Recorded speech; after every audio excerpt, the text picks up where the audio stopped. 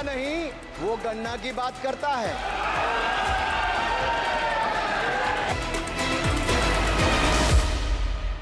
अनुराग ठाकुर जी ने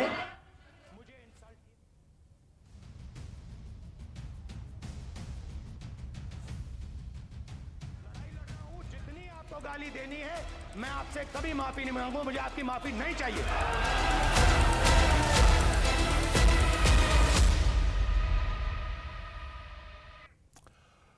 नमस्कार, बहुत स्वागत है। आप देख रहे हैं जेकेएलएच प्राइम टाइम। मैं हूं आपके साथ अबू हुरैरा। संसद के मानसून सत्र में हर रोज हंगामा देखने को मिल रहा है। कभी बजट पर बहस तो कभी नीट पर हंगामा और अब जाति को लेकर सदन में हंगामा जारी है। बीजेपी सांसद और पूर्व केंद्रीय मंत्री अनुराग ठाकुर ने मंगलवार को लोकसभा में दिए भाषण के दौरान कांग्रेस नेता और नेता प्रतिपक्ष राहुल गांधी की जाति पूछ ली। उन्होंने जाति जनगणना के मुद्दे पर राहुल का नाम लिए बिना सवाल किया। इसे लेकर सदन में काफी ज्यादा हंगामा मच गया। नेता प्रतिपक्ष राहुल ने अनुराग के जाति पूछने को अपना अपमान बताया और कहा कि यह उन्हें जातीय जनगणना की अपनी मांग पर अड़े रहने से नहीं डरा पाएंगे। और इसी पर एक तरह से हंगामा, और यह हंगामा आज भी जारी रहा। अब सवाल ये उठता है कि इस हंगामे को किस तरह से देखा जाए, या जो सियासत अब जातीय जनगणना के नाम पर हो रही, इसे किस तरह से देखा जाए, बीजेपी वर्सेस कांग्रेस। आज इसी को हम समझने की कोशिश करेंगे जेकेएलएच प्राइम टाइम में।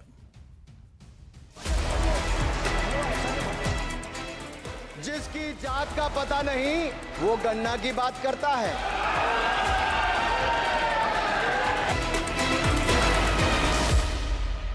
अनुराग ठाकुर जी ने मुझे इंसल्ट किया है, मगर मैं अनुराग ठाकुर जी से कोई माफी नहीं चाहता हूं। मुझे कोई माफी की जरूरत नहीं है। मैं लड़ाई लड़ रहा हूं। जितनी आपको गाली देनी है, मैं आपसे कभी माफी नहीं मांगूंगा। मुझे आपकी माफी नहीं चाहिए।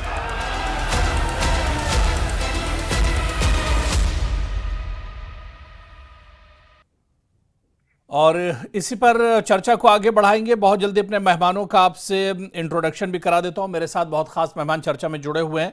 संजय शर्मा जी हैं, हिमाचल बीजेपी के स्पोक्स पर्सन, हमारे साथ इस चर्चा में जुड़े हुए हैं।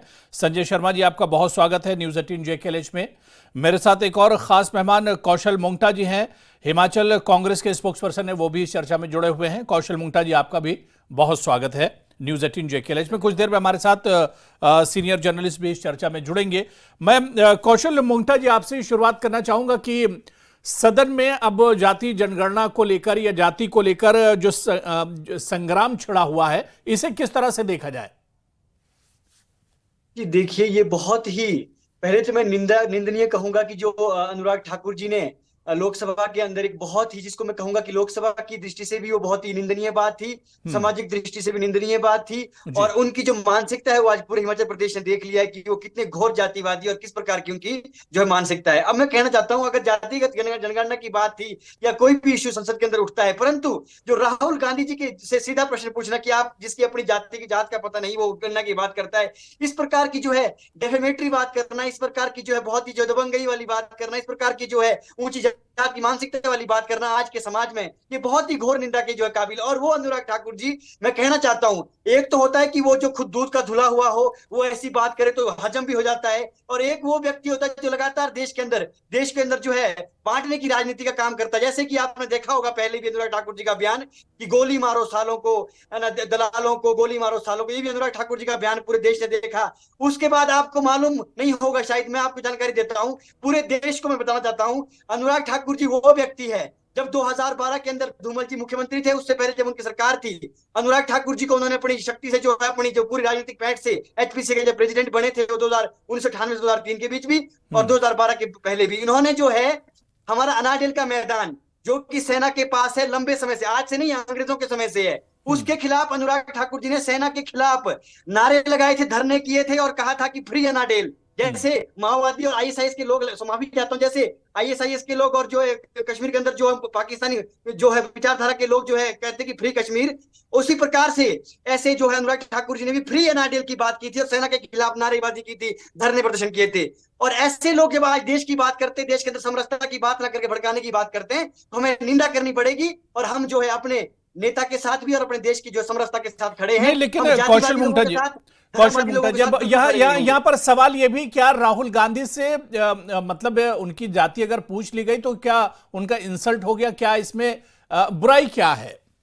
क्यों नहीं हो गया? क्यों नहीं हो गया? कैसी बातें कर रहे हैं आप? जी। एक देश की संसद के अंदर बैठे हुए हैं आप, जो कि जहां पर कि आप देश को एक समानता के सूत्र में पिरोने की बात करते हैं, और वहां पर आप किसी व्यक्ति से उसकी जाति पूछ रहे हैं और उसके और वो भी इस भाषा में, जिससे कि ये मालूम पड़ रहा है कि आप दबंगई दिखाने का काम कर रहे हैं संसद के अंदर। और वहां संसद के अंदर ऐसी चीज आप कह नहीं सकते हैं। स्पीकर ने भी इस बात को माना है, परंतु उसके बाद भी आप देश के अंदर जातिवाद का जहर घोल रहे हैं। ये अनुराग ठाकुर के लिए निंदनीय नहीं है, बल्कि ये हिमाचल प्रदेश, हिंदुस्तान के प्रत्येक उस व्यक्ति के लिए निंदनीय है जो कि एक ऊंची जाति की मानसिकता और लोगों को दबाने की सोच रखता है। और रही बात किसी से जाति पूछने की, मैं आपसे कहना चाहता हूं, इस देश के अंदर अगर जातिगत जनगणना की बात होती है तो वो इसीलिए होती है ताकि इस बात का मालूम हो सके कि कौन जो इस देश के संसाधनों पर कितना हक रखता है, किस प्रकार की जो देश के अंदर आज स्थिति चली हुई है। परंतु जब आप किसी को उसी आधार पर जो है आप सामाजिक रूप से प्रताड़ित करने का काम करते हैं, तो वो देश के संविधान के खिलाफ भी है और समरसता के खिलाफ भी है, जिसका कि मैं विरोध करता हूं। और मैं कहना चाहता हूं, अगर इतने बड़े पदों पर बैठे हुए लोग ही जातिवाद की बात करेंगे, धर्मवाद की बात करेंगे, तो आप सोच लीजिए कि ये देश आज कहां मोदी जी ने पहुंचा दिया है, कहां भाजपा ने पहुंचा दिया है। जिनको समरसता की बात करनी थी वो जातिवाद और क्षेत्रवाद और धर्मवाद की बात कर रहे हैं, जिसका कि हम विरोध करते हैं। और अनुराग ठाकुर जी, आप देश के खिलाफ संजय शर्मा जी, पहले आप नारेबाजी करते हैं, बाद में आप भगवान बनने का काम करते हैं। संजय शर्मा जी अब इसका जवाब दे रहे हैं। संजय शर्मा जी, राहुल गांधी ने सदन में भी कहा कि उनकी इंसल्ट की गई है, लेकिन अब वो माफी मांगने के लिए नहीं कहेंगे, और यही बात कौशल मुंगटा जी भी कह रहे हैं कि जातिवाद का जहर दरअसल घोला जा रहा है। अब वो पार्टी बात कर रही है और वो व्यक्ति सदन के भीतर खड़ा होकर के बात करता है जाति के ऊपर गणना करवाने की। जातीय जनगणना की बात किसने शुरू करी? क्या भारतीय जनता पार्टी ने शुरू करी थी? अरे उसमें जातिवाद कहां से आ गया? जाके जिस औरत ने इस देश के अंदर नारा दिया, न जात पे न पात पे, इंदिरा जी की बात में मोहर लगेगी हाथ पे, बिल्कुल लगेगी। वो व्यक्ति कहता है कि जनगणना, जातिगत जनगणना होनी चाहिए। और जिस व्यक्ति ने संसद के अंदर खड़े होकर के देश के स्वाभिमानी अधिकारियों को अपमानित किया, जी जी, एक चित्र सामने रखते हैं कि ये वित्त मंत्री जब बजट प्रस्तुत करने, बजट की तैयारियों को लेकर के हलवा बांटने की रस्म अदायगी हो रही है, नेता प्रतिपक्ष सदन में खड़ा होकर के कहता है कि बताइए इसमें पिछड़े कितने हैं, इसमें दलित कितने हैं, इसमें आदिवासी कितने हैं। ये आप अधिकारियों को अपमानित कर रहे हो। मैं आपके चैनल के ऊपर बहस में आया हूं, क्या मैं ये पूछूंगा अबू भाई आपको कि आपके चैनल के ऊपर दलित आएंगे, पिछड़े आएंगे, आदिवासी आएंगे? कौन व्यक्ति बैठा, उसकी जात क्या है, उसका धर्म क्या है? क्या इस आधार के ऊपर बहस चलेगी? संसद में खड़ा होकर के और ईश्वर के नाम के ऊपर मच्छी मच्छी बोल रहा है, मच्छी के ऊपर आंख है, मच्छी की आंख। जी जी, कौशल मुंगटा जी आप बोल सकते हैं। जी, तो मछली के लिए सभ्य शब्द को प्रयोग नहीं कर सकता, उस व्यक्ति के ऊपर हम बहस करेंगे और अपना समझ आज आप देखेंगे, चाहे वो आप हमारे ब्यूरोक्रेसी की बात करेंगे, चाहे और ये कौशल मुंगटा जी कह रहे हैं कि अनुराग ठाकुर जी ने कहा कि बहुत साल पहले भी कहा था कि देश के गद्दारों को, आज देश को तोड़ गोली मारो सालों को, क्या करे, हाथ पहनाए है, जिनका पाकिस्तान से आकर के जो यहाँ पे उग्रवाद फैलाएगा बैठे हैं और देश को तोड़ने के नाम पर जातिवाद का कांग्रेस की संस्कृति होती है, हो सकती है कि कांग्रेस के लोगों ने ये शुरू किया था, ये कांग्रेस के लोग कर सकते हैं, ये भारतीय जनता पार्टी के देश के अंदर रहने वाले स्वाभिमानी व्यक्ति की सोच नहीं हो सकती है। इस बात का जिक्र मैं करना चाहता हूं। और मैं कहना चाहता हूं भाजपा को कि भूल जाइएगा अगर आप आंसू बहा सकते हैं, सोनिया गांधी आंसू बहा सकती है, लेकिन देश का स्वाभिमानी व्यक्ति, हम इसका संसद के बाहर भी विरोध करते हैं, संसद के अंदर भी विरोध करते हैं। और वो अनुराग ठाकुर जो सेना के खिलाफ नारेबाजी करते हैं, वो अनुराग ठाकुर जो सेना के खिलाफ रैली निकालते, धरना प्रदर्शन करते हैं, वो अनुराग ठाकुर जिनके खिलाफ विजिलेंस के केस दर्ज होते हैं, हमारे धर्मशाला के अंदर जिन्होंने गरीब आदमी की जमीन जो है 15 साल से खरीदने का काम किया और सुप्रीम कोर्ट तक बात गई थी। ऐसे लोग अगर देश के अंदर जो समरसता की बात फैलाएंगे, हम उनके खिलाफ बोलने का काम करेंगे, उनका पर्दाफाश करने का काम करेंगे। इस बात का जिक्र मैंने के माध्यम से करना चाहता हूं। संजय शर्मा जी, संजय जी देखिए, कौशल मुंगटा जी कुछ जवाब दे रहे हैं, लेकिन उससे पहले राहुल गांधी ने सदन में कहा कि जो पिछड़ों की बात करता है, जो आदिवासियों की बात करता है, उन्हें गाली दी जाती है। नहीं बोले, ये बीच में ना बोले, ये बीच में ना बोले। आपसे कुछ नहीं बोलूंगा मैं, तो ये बीच में जब ये बोल रहे थे तो मैं नहीं बोला हूं। अरे आप ही बोलिए, गलत बात बोलूंगा तो आप बोलिए, आपको किसने रोका है? आप बोलिए, गलत बिल्कुल बोलेंगे गलत तो हम बोल नहीं रहे हो सुनेंगे ना, सदन के अंदर सुनेंगे ना सदन के आपको बाहर चैनल के सुनेंगे। ऊपर बैठने का, हत्या आपको होगी चैनल तो के हम ऊपर बोलेंगे। अगर बहस आप करने मीडिया का को कोई ऊपर तजुर्बा ही नहीं बनाना है, चाहते हैं तो न्यूज़ ना 18 के आपको चैनल के सुनने माध्यम की से बात तमीज कीजिए, है। हमें मत बुलाइए। नहीं ठीक है संजय शर्मा जी, मैं एक एक करके दोनों लोग के पास आ रहा हूं। बहुत सेंसिटिव इशू है और पूरा सदन 2 दिन से इस पूरे इशू पर नहीं चल रहा है। इसे हम समझेंगे। मेरे साथ एक और खास मेहमान सीनियर जर्नलिस्ट नागेंद्र रांटा जी भी हमारे साथ जुड़ गए हैं। नागेंद्र रांटा जी, सर आपका भी बहुत स्वागत है न्यूज 18 JKLH में। इस पूरे इशू को हम नागेंद्र जी से भी समझने की कोशिश करेंगे। लेकिन संजय शर्मा जी, मैं यही कह रहा था कि राहुल गांधी ने कहा कि आज देश में जो आदिवासी, दलित और पिछड़ों के मुद्दे उठाता है उसे गाली दी जाती है। यह इल्जाम राहुल गांधी ने लगाया सदन में। कहीं कोई गाली नहीं दी जाती।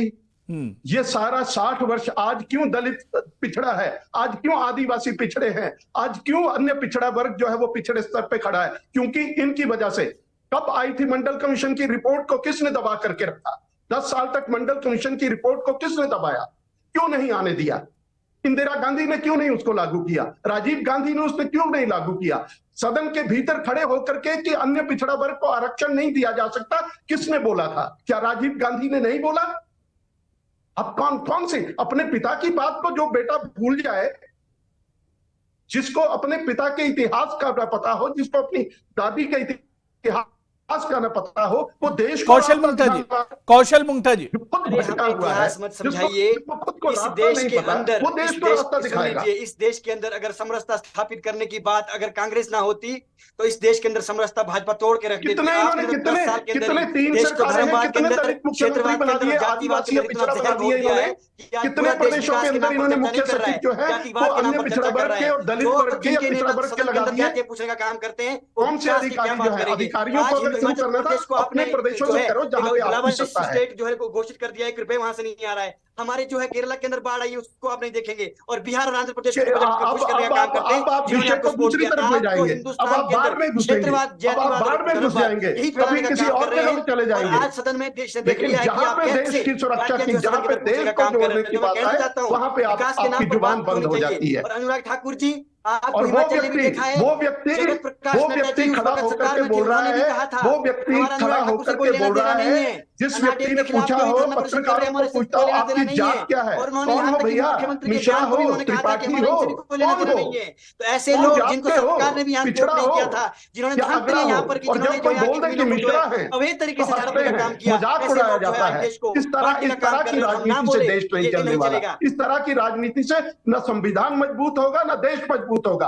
आप संसद को कमजोर करने की कोशिश जो है उन्होंने कहा था कि गोली मारो के नेता कर रहे हैं, राहुल गांधी कर रहे हैं। बात कौन करता है? एक बड़े पद पर बैठा हुआ, संवैधानिक पद पर बैठा हुआ व्यक्ति जब गोली मारने की बात करता है तो आप उससे समझ सकते हैं देश के गद्दारों को गोली मारो सालों को, बिल्कुल होगा, बिल्कुल होगा। एक बार नहीं होगा, 100 बार होगा। जो इस देश के साथ गद्दारी करेगा, जो पाकिस्तान की भाषा बोलेगा, उसके साथ वही होगा। उसको गोली भी मारी जाएगी, उसको जूता भी मारा जाएगा। चलिए ठीक है, ठीक है। देखिए मैंने दोनों लोग को समय दे दिया, मैं रांटा जी के पास जाऊंगा। ठीक है, कौशल जी, संजय शर्मा जी, ठीक है, मैंने दोनों को समय दे दिया, दोनों लोगों को मैंने समय दे दिया।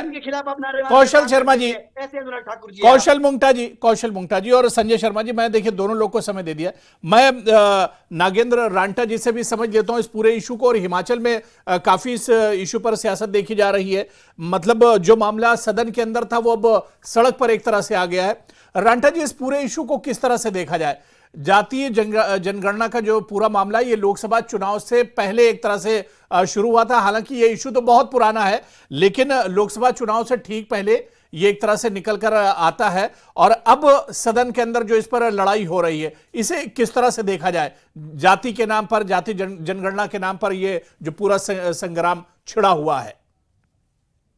जी अब्बू जी, ये जो मामला है ये बड़ा सेंसिटिव मामला है। ये भारतीय संविधान में अंबेडकर जी ने जो हमारी जातीय व्यवस्था है और जो हमारा पूरा सामाजिक, आर्थिक और राजनीतिक स्ट्रक्चर है पूरे 5000 साल का, उसको अंबेडकर जी ने बड़ी बारीकी से समझा था और उसी के आधार पर उन्होंने संविधान का निर्माण किया था।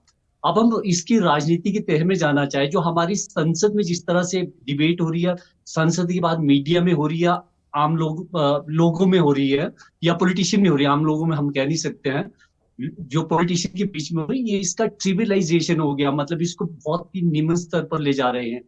मुझे एक राजनीतिक दार्शनिक है सुकरात, जिनको सोक्रेटिस बोलते हैं इंग्लिश में, जिनका उच्चारण सोक्रेटिस है, उन्होंने एक बार कहा था कि जो कमजोर माइंड होते, मन होता है, वो हमेशा व्यक्ति विशेष पर डिस्कशन करता है, और जो आपका एवरेज है, औसतन माइंड होता है, वो आपके इवेंट, घटनाओं के बारे में बात करेगा, और जो आपके ग्रेट और स्ट्रॉन्ग मजबूत मन होता है, वो हमेशा विचार और विचारधाराओं की बात करता है।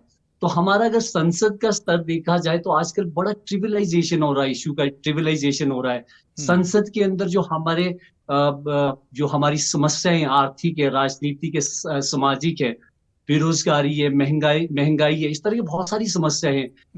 भारत को बाहरी ताकतों से क्या खतरा है, कौन कौन सी ताकतें ऐसी है, हमारी फॉरेन पॉलिसी किस तरह की होनी चाहिए, हमारा एक्सपोर्ट इंपोर्ट की पॉलिसी कैसी होनी चाहिए, किसानों के प्रति हमारा क्या रवैया होना चाहिए, हमारा जो इंडस्ट्री स्ट्रक्चर है, इंडस्ट्री पॉलिसी है, उसके प्रति संसद में डिबेट होना चाहिए और नए चेंजेस आने चाहिए। असल में ये जो आपका डिस्कशन है, इस पे ये चला था 1990-91 में, जब भारत में मंडल, कमंडल और मार्केट 3 फोर्सेज आए थे, वहां से इसका जन्म होता है। हमारी राजनीति में जो एक यू टर्न लिया था वीपी सिंह ने 1989-90 के आसपास में, जो स्थायित्ववाद की राजनीति थी, जिसको आप स्टेटस कोइज्म कहते थे, उसको ब्रेक किया था। उन्होंने मंडल कमीशन को लागू किया था हिंदुस्तान में। जब ये मंडल कमीशन लागू हुआ तो पूरा जो आपका पुराना ढांचा था, उसको तरह की चुनौतियां आ गई, और इसी के एवज में कमंडल राजनीति शुरू होती है। कमंडल में आपका जो ये पूरी यात्रा चलती है बीजेपी की पूरे भारतवर्ष में, वो भी एक बिल्कुल रंटा जी, इसका बिल्कुल रंटा जी, बहुत सही आपने कहा कि ब्रीफली मैं इसको पूरा कर देता हूँ, ब्रीफली बोल देता हूँ। जी। अब इसमें असल बात यह है कि आपको बीजेपी हो, कांग्रेस हो, या समाजवादी पार्टी हो, लेफ्ट पार्टी हो, जो एक कास्ट सेंसस इसकी अपनी एक विचारधारा, आइडियोलॉजी है, एक विचार है, कोई भी पार्टी से मना नहीं कर सकती। अगर आप मंडल के खिलाफ होंगे, सब पार्टी एग्री हो गई थी कि मंडल वाली राजनीति पे बीजेपी हो, कांग्रेस हो, समाजवादी ताकतें हो, सुप्रीम कोर्ट का जब डिसीजन आया तो सब एग्री हुए थे, क्योंकि अम्बेडकर ने इस तरह से नींव रखी हुई थी। इसमें असल में जो हमारा जो कास्ट और क्लास है इंडिया में, वो को टर्मिनस है, मतलब आपस में बहुत, इसमें जो संसाधनों का मालिकाना हक है, वो सबसे मुख्य हक इसमें आता है। अब जो पुराने 5000 साल की व्यवस्था है, आपका ढांचा, सामाजिक और राजनीतिक ढांचा, उसमें कुछ जातियों पूरी हमारी पॉपुलेशन का 80-85% जो जातियां हैं या आबादी है, उसको हमने जकड़ के रखा, उनको आजादी पूरी नहीं मिली है। अब इस आजादी को जब आपका स्थायित्ववाद राजनीति का टूटता है, लोगों में जब एम्पावरमेंट आती है, उनकी आवाज उठती है, मैं रंटा जी बिल्कुल इसकी बहुत लंबी एक तारीख है। बिल्कुल मैं रंटा जी ये समझना चाह रहा था यहाँ पर कि राहुल गांधी या विपक्ष जाति जनगणना को बहुत जोरों शोर से लोकसभा चुनाव से पहले भी उठा रहा है, और अब भी क्या जो लोकसभा चुनाव हुए हैं, क्या इसमें वाकई में राहुल गांधी को, कांग्रेस को या विपक्ष को इस मुद्दे का फायदा हुआ है? हाँ, बिल्कुल हुआ है, बहुत ज्यादा फायदा हुआ, क्यों नहीं होगा। जो आपका जैसे मालिकाना हक में आपका खाली आर्थिक संसाधन ही है, भारतवर्ष में ये कि आपके 10% लोगों के पास या 15% लोगों के पास 90% मालिकाना हक है।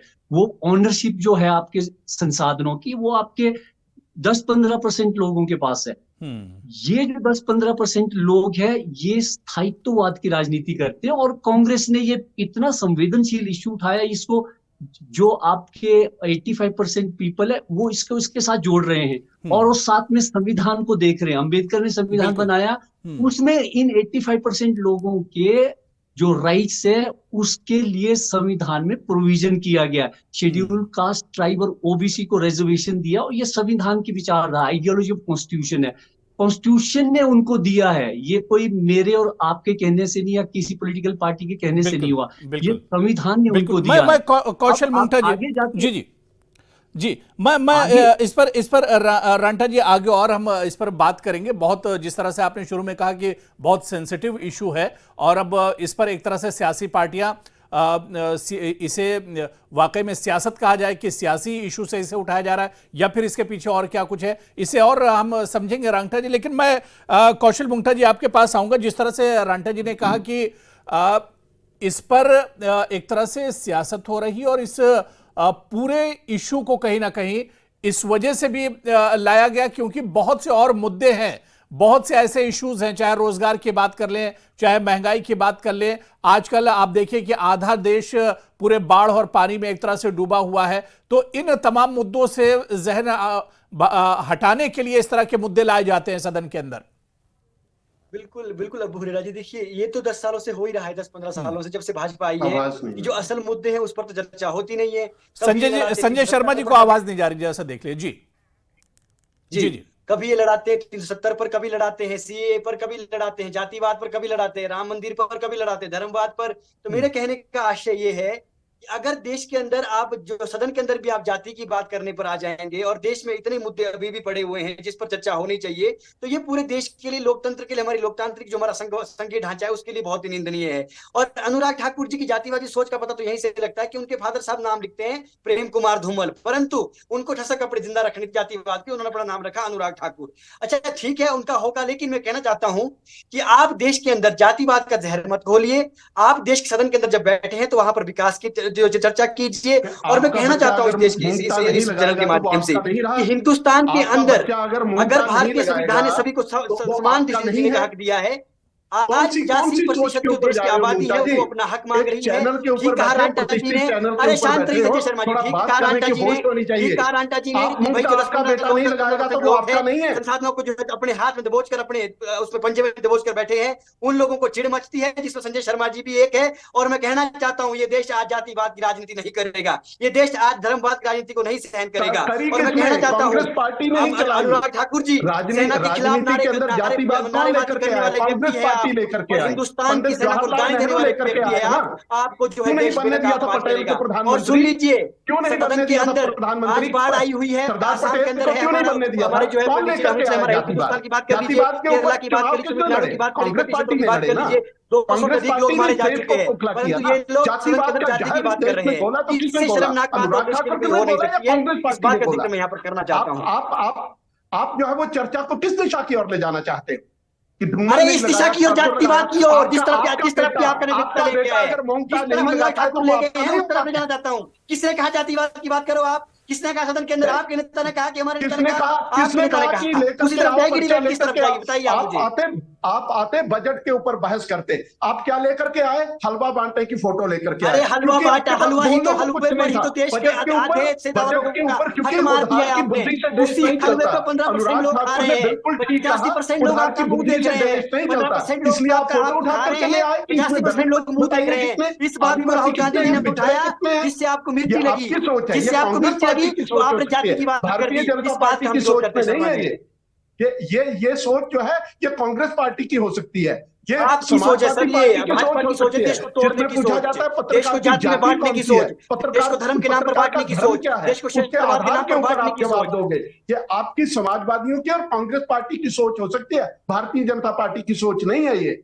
और राहुल गांधी को क्यों तिलमिला गए? बताते राहुल गांधी की कौन से ब्राह्मण है वो? मैं कहता हूं के ब्राह्मण है, कौन ब्राह्मण है जिन्होंने के मंदिरों में घूमते थे? कौन से गौड़ ब्राह्मण, कौन से सारस्वत ब्राह्मण है? हमारी जो है लोकसभा के अंदर चर्चा होनी चाहिए थी कि बाढ़ पीड़ितों को कैसे बचाया जाए, यहाँ पर चर्चा होनी चाहिए थी व्यक्ति के ऊपर 85% लोगों का हक माना करवाई जानी चाहिए। आज वहाँ चर्चा ये हो रही है कि राहुल गांधी की जाति क्या है, खड़गे जी की जाति क्या है, सोनिया गांधी जी की जाति क्या है, या फिर जो अनुराग ठाकुर अपना के साथ जोड़ते हैं, वो अपनी जाति का जो घमंड दिखाने का काम करते हैं। ऐसी राजनीति हमें नहीं करनी चाहिए, इससे देश टूटेगा।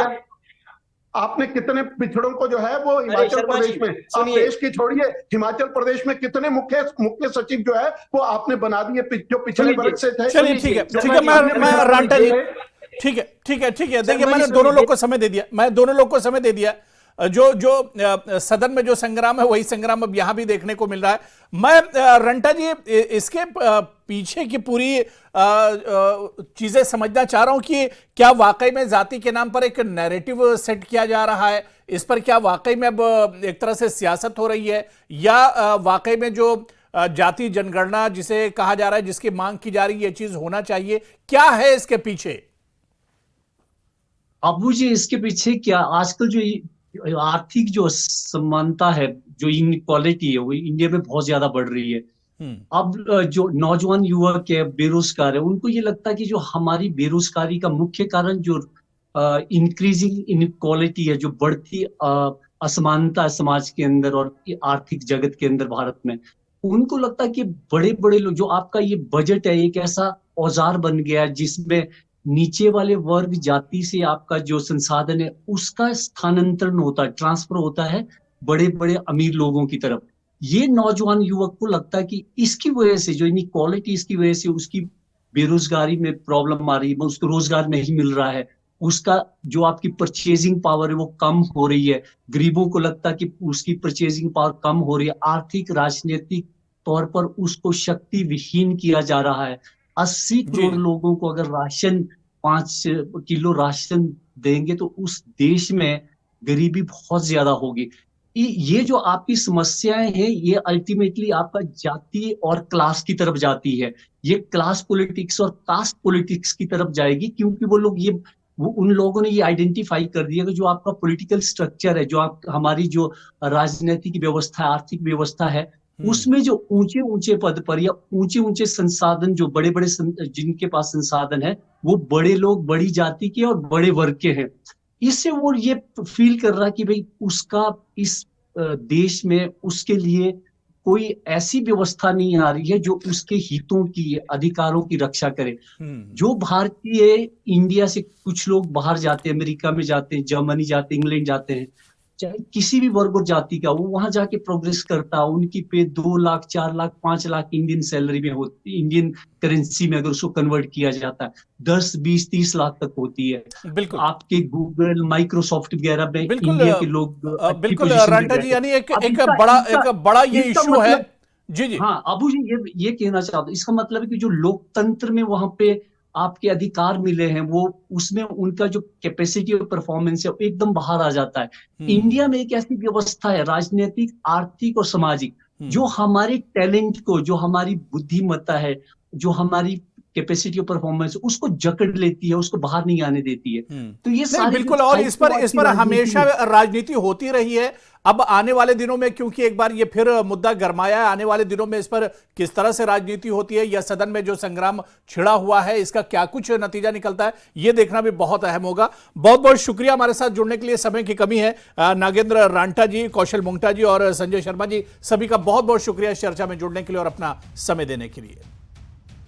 तो जेके प्राइम टाइम में आज फिलहाल इतना ही। नमस्कार।